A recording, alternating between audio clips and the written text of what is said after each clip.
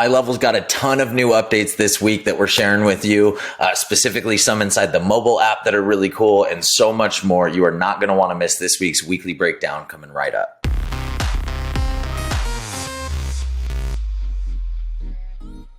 All right, guys, next up, we've got another update to the mobile app. This one, I'm going to show Sean and his Loom video demonstration of it. I think that his was really good. I've muted it. You've got kind of a Loomception going on here, but I'll play it. Essentially what this is you now have better ability to send emails out of the mobile app. You've got a rich text editor, which allows you to bold, italicize. You can pull in templates through snippets. You can adjust images, as you can see on screen. A lot of really cool updates specifically to being able to send emails from the mobile app. So if you haven't checked this out in a while, I encourage you do so. Go check it out. As with the last update, right? This was about 2 weeks ago. This wasn't released in the last week. We just missed a couple of these. So check this one out. Definitely worth looking at. Definitely worth sending some emails from the mobile app. All right, next up, we have a new functionality to the blog builder. So in order to access this, you have to create a new blog. I haven't been able to see this by editing our previous blog. So I've already input some information in here to start looking at this. I've only seen this on the Loom video, so this is going to be on Sean's Loom video, so this is going to be my first time looking at this as well. I just created a blog, right? This is under blogs. We're coming in here. Edit blog site. Yeah, see, I don't think, so my previous blog, if I go to my previous blog, which was created a while ago, I don't get that option, that edit blog site option. So I think in order to do this, it either has something to do with not being able to be the default or it's the new, like in order to access the new builder, you have to have a new blog, like you have to create a new blog in order to, right? So edit blog site, what is this? This is now having access to some of the page builder functionality when you build your blogs, as well as including the main thing here is your section templates. So being able to add buttons, templates that you've saved from across your website so that you can make your blog page look exactly like the rest of your site. This is long overdue, really cool way to make sure that your blog becomes more valuable instantly, make it look like the rest of your site, and just plug it in to the rest of your sitemap, basically, right? So if you are not doing anything with blogs, but you are doing something with websites, this is your sign. Go do it, right? Go set up a blog. If you aren't doing anything with websites yet and you are hosting an outside site and you're not happy with your site, definitely check out HighLevel websites, and we do have some options as far as vendors that'll help you get one set up for you. So feel free to book a strategy call if you have any questions about that. But yes, this is the blog builder, and now being able to access templates, section templates, global templates, buttons, etc. Inside that blog page builder. All right, speaking of the page builder, I am going to kind of lump a couple updates in one. We've got some new templates. So I'm going to show you website templates again, just another plug of how this works. I don't think I've shown a full website on screen, like start to finish, as far as implementing one of these templates. So we'll go ahead and do that. I'm going to go ahead and pick one of these. We got mortgage loan services right here. Load more mortgage programs. Let's see. I probably should just pick one instead of doing this. I just really want the best one. Mortgage broker, not a huge fan of that one. Yeah, let's go with this one. Okay. So you got to click on it. You can preview the site, right? This is just going to be your homepage. Oh, this is actually a full preview. Awesome. So this is, essentially it's a single page site. These buttons are just scrolling to different sections on the page. That's all right. We'll go ahead and continue. And so again, this section, what we have is new templates, but then we also have this new block editor as well. And so I was really excited about this. I thought this was going to be a bigger deal than it is. I'm hoping that there's more to come with this. This wasn't really that big of a deal. There's cool, like you can customize the font for highlighted text, but you still can't change the color or change the font size of those sections. All of those, or you can't change those things about the text, all of those stick with the element that you're working in, which is an issue that we run into. And I got excited because I thought that we were past that. But no, that's not the case. You do have some new menu options for subscript and superscript, as well as dedicated bullet list section, which from my experience, the dedicated bullet list section is pretty cool because it before you're basically just taking a paragraph and then using like bullet lists from a word processor essentially. And it's just not very intuitive. I guess I could touch on those things, right? A bullet list. If I come in here, it looks like bullet list is now its own full element entirely. And so you can style your icons. You can change the color of those icons, right? You can change the line height to change your spacing. Okay, lots of stuff that you can do now with this bullet list element. This is new. Again, you can highlight this text and technically you can change the font of a section of text. But to me, that's not super valuable at the point that I can't change the color of it, because when I go over here and I try to change the color, I'm changing color for this whole element right here, right? So this is really what we're waiting on to be like, yes, cool update as far as updating text. This, I mean, it's all right, not that big of a deal. The page builder is very intuitive though. I will take a second to just plug that and say, as much as I'm griping right now about this one little update, the page builder, very, very intuitive. I have talked to multiple marketers in the past couple of weeks that have said that they no longer even build sites in Figma or Canva, that they just come straight into the page builder and build them here, which is really cool because typically you have a designer and then a page developer to be moving away from that need to like break out those roles. Really, really cool. All right, next up is a new feature, link tracking, right? Link tracking inside of emails. So previously you could track whether or not somebody had clicked inside your email, but you couldn't track which link they were clicking. Now you have the ability to do that. You have to turn it on, and just a fair warning, this might affect your deliverability. I'm not 100% sure. Maybe it's a technology that I haven't seen before, but in the past, I know that like specifically ActiveCampaign, when you enable click tracking, they tell you that it's going to affect your deliverability. So again, maybe it's different technology. I'm not sure, but I would be cautious about this. Make sure you're only turning this on for campaigns where you actually are going to pay attention to the results. So that being said, what I'm going to do, I'm also going to use this as an opportunity to show email templates, right? Since there's new templates being released, anytime there's new templates, I'm coming in here and just showing you, remember, you have these templates accessible. In order to do this, in order to create a new campaign from one of those templates, you're going to go emails, templates, and then click new from your email marketing templates. And looky here, we've got a massive list to choose from in here. So I'm going to go real estate again. Down, we got mortgage assistance, right? That doesn't look really mortgagey. Let's see, mortgage assistance. This one's kind of funny. Let's do it. Okay. So we're coming in here, mortgages. Oh yeah, look, and then we've got some copy here. Interesting. I'll just use it again just to show you this feature, show you A, you have those templates available to you, and B, if you want to send a campaign, you can, and you can now enable link tracking. We're waiting for this to load. All right, so in order to access this, you're gonna go to the three dots in the upper right-hand corner, and you're going to, oh, no, these are template settings, my apologies.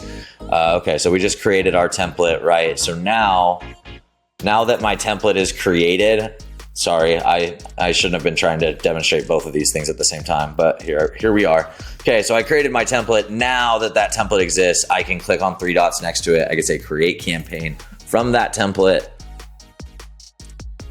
And then now if I go to my three dots, I should be able to, nope, sender schedule. Here's where you're gonna click track clicks. Boom, right here. Okay, so this is inside. Another way to access this is just to go straight to campaigns, emails, campaigns, and you create a new campaign from there. You can choose one of your templates from here. Again, I just wanted to show you the other templates that you had access to, so I accessed it in a weird way that you don't necessarily have to access it in. So anyways, that is some new email templates, as well as the ability to track links when you send these emails. Again, use with caution, pay attention to your deliverability. If you're seeing that impacted at all, don't hesitate to turn that off as the first thing you do, assuming that you have it on. All right, next up, we now have the ability to tag locations from Instagram or Facebook we have the ability to tag locations. Now, the cool part about this, I didn't think that this was a big deal, but when I clicked on this little stat pops up. I don't know where the stat's from, right? It's not cited, so we'll see. But posts with a tag location result in 79% higher engagement than posts without a tag location. And so I can come in here and I can say, let's say I want to make a post about the new In-N-Out that's in Meridian. Thank you, Jesus. In-N-Out burger, Meridian.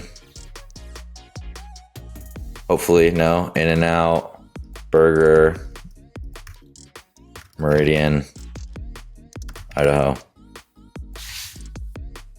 Okay. I don't know. But you can even tag a general location apparently, and you can just say Meridian, Idaho. So definitely I advise if you're making posts from the social planner, I would definitely recommend doing this, leveraging this location tagging feature. It's going to increase engagement, right? You're going to put yourself in front of the audience of the location that you're tagging. They love the good favor, right? If you're using it, like if you're doing actual restaurant or location, but even if you're just going to use, Meridian, your hometown or whatever, it's going to put your post in front of more people and boost engagement as well. All right, next up is a labs feature. We haven't had a labs feature that we've talked about here in a couple weeks, and so I am going to take this opportunity to show you again under settings within your sub account. If you go to labs, you have this list of features that are in beta. So typically straight out of beta, features aren't super clean, right? They're not typically fresh out of beta. If you're somebody that likes stuff working perfectly, I wouldn't implement these.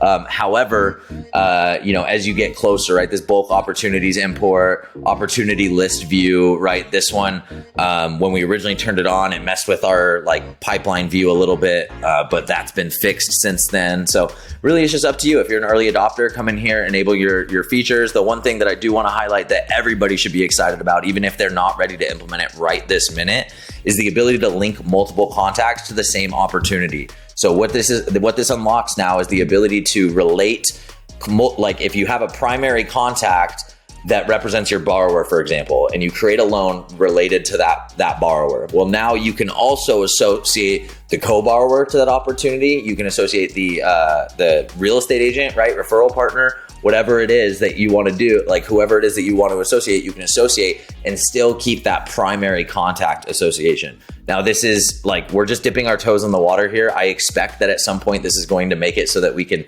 specify specific roles, maybe a custom field that allows us to attach a contact to. But for right now, even just being able to establish any sort of relationship is a monumental improvement over what we've had. So definitely good stuff coming down the pipe as far as loan management, pipeline management inside of HighLevel. Okay, but what does this feature actually look like? Once you've enabled this in labs, we're going to go over to opportunities. We open up one of these opportunities and we're going to be able to see this new field right here, additional contacts. And this is where you can associate multiple contacts to that opportunity. Again, I don't know that you're going to be able to use any of this in workflows yet. This is just how HighLevel rolls out features.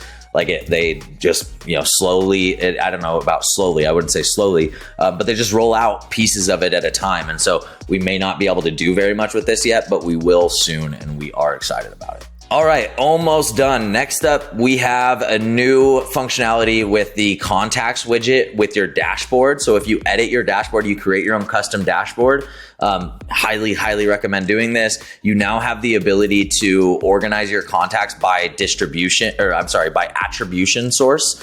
And so this includes not only just being able to identify by what their UTM source is, but any UTM parameter that you pass through here. So not very many people in the mortgage industry, not very many loan officers, I should say, any marketer in the mortgage industry should understand this stuff, should be excited about this stuff. But if you're new, a new marketer or you are a loan officer, this probably isn't going to be super handy right out of the gates for you. But this does, I'm very excited about this right out of the gates, right? If we come in here and we say, this is for filters, right? So I'm setting up what essentially is a pie chart, right? And I'm saying group them by session source. Okay, so I'm going to go like this, boom, and then that breaks down my contacts that have been created within this date range. broken down by, okay, some are from paid search, some are from referral, some are from social media, etc. So really cool. You know, again, as you do more and more digital marketing, you're going to want more stuff like this. So happy to see it. And yeah, let us know if you have any questions on implementing it. All right, guys, last update. This is awesome, right? And this doesn't seem like it's going to be a big deal, but it is a huge deal, not just for us who obviously have to help loan officers that maybe have deleted their workflows, but more importantly, it helps for organization. If you look here, basically what this is you now have this new deleted area. Now it says here, workflows deleted in the past 30 days are listed below. I read in the actual update that these will be stored for 90 days and then removed from the server. So I don't know exactly like what that discrepancy is, whether it's going to be 90 days or 30 days.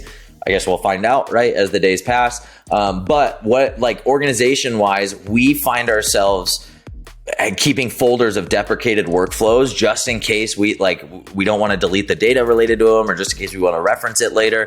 But we haven't touched these since May of 2022, right? And so at this point, what I would say is we could delete this entire folder. Oh, but see, and then when I do this, it's going to move the contents outside, and I really want to delete what's in it. So if I come in here, you know, if I delete one of these workflows now, and I'm going to say confirm, it says 90 days again there, and then these say 30 days. So again, we'll see, but now this is, boom, this is in the deleted folder. And so if I want to see it at some point in the next 90 days, then cool, I can come over here, 30 days, 90 days, I don't know. If I want to see it sometime in whatever that is, and whatever that period is, then I can go in here and I can pull it out, and maybe at that point I restore it because I'm like, ah, shit, I didn't think I was going to need that. But yes, as this is going to clean up workflows a ton for us and our clients, we are really excited about this. All right, guys, that is it for this week's weekly breakdown. Now, I know that I started with 2 carryover from a couple weeks ago that we missed, but regardless of that, everything else was within the last week, guys. Everything else was an update released by HighLevel within the last week. You've seen the spreadsheet. You've seen how many updates we have every single week. I cannot stress enough how cool it is to be aligned with a platform and, you know, to be a mortgage professional and be aligned with a platform that is growing and expanding and investing in the experience as much as HighLevel does. There's no CRM in the mortgage industry that's doing that. I can tell you that from experience. So really cool, really excited about this. Be sure to check out next week's weekly breakdown, subscribe to our YouTube channel if you haven't already, join our Facebook group. But until then, thank you so much for watching, and we'll see you at the top.